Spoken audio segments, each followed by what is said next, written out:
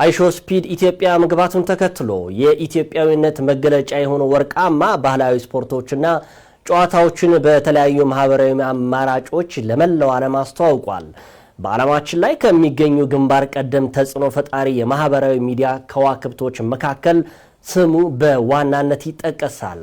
አይሾ ስፒድ የ20 ዓመት ወጣት ሲሆን በዓለም አቀፍ ደረጃ በተለያዩ ማህበራዊ ሚዲያዎች ላይ በሚሊዮኖች የሚቆጠሩ ተከታዮችን በማፍራት ዝናን ማካበት የቻለ ሲሆን በዩቲዩብ ከ45 ሚሊዮን በላይ ተከታዮች አሉት።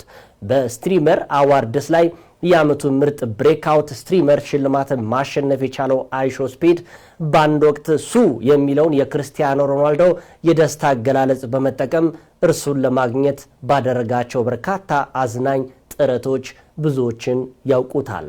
ታዋቂው ዩቲዩበር አይሾ ስፒድ በአሁኑ ወቅት ስፒድ ዳዝ አፍሪካ በተሰኘ መርሃ የአፍሪካ ሀገራትን በስፋት እየጎበኘ የሚገኝ ሲሆን በ28 ቀናት ውስጥ 20 አፍሪካ ሀገራትን ለመጎብኘት አቅዶ በመነሳቱ በሄደባቸው ሀገራት ሁሉ በሚሊዮን የሚቆጠሩ ሰዎችን ትኩረት እየሳበ ይገኛል።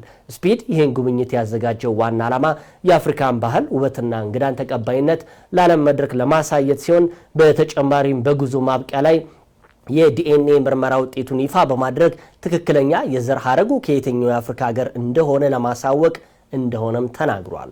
በአሁኑ ወቅት ኢትዮጵያ የሚገኘው ይህ ታዋቂ ዩቲዩበር በአሁኑ ሰዓት ላይ የኢትዮጵያ ባህል ስፖርቶች ፌዴሬሽን የኢትዮጵያዊነት መገለጫ እንዲሁም የሀገራችን ታሪክ፣ ባህል፣ ወግ እና እንዲሁም እሴት ማሳያ የሆኑ ባህላዊ ስፖርቶችና ጨዋታዎችን ለዓለም አቀፍ ማህበራዊ ሚዲያ ተጽዕኖ ፈጣሪው አይሾ ስፒድ ለማስተዋወቅ በአድዋ ሙዚየም ፌዴሬሽኑ ደማቅ አቀባበል እንዳደረገለትም ይታወቃል። በዛሬው ዕለት ከታዋቂ የስፖርት ጋዜጠኞች ጋር የኢትዮጵያን ባህል የሚያስተዋውቁ የገና ጨዋታውን ማድረግም ችሏል።